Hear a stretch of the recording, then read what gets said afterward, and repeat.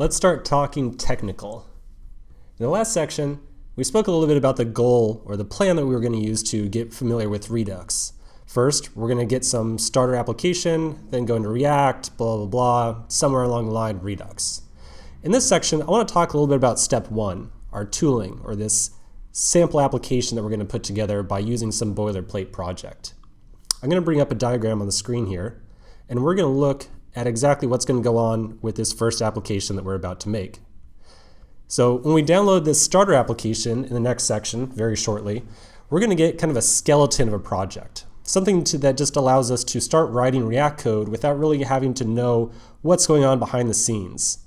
In other words, we're going to start writing React and we're going to see it pop open in the browser as actual content, but we're not really going to have to deal with any of the plumbing of compiling any code or transpiling anything or blah, blah, blah, all these crazy terms.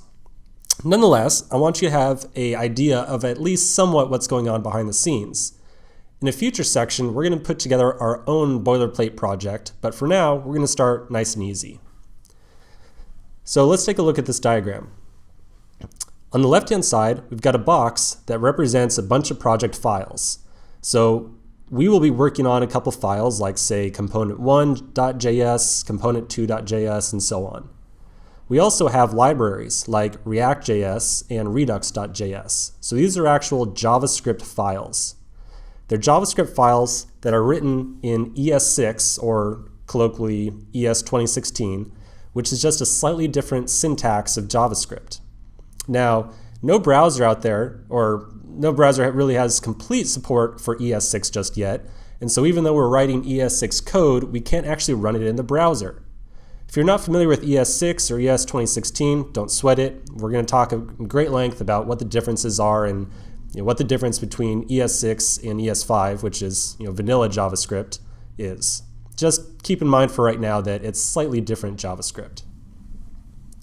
So the code that we're going to be writing inside of the sample project can't actually be ran inside the browser at all.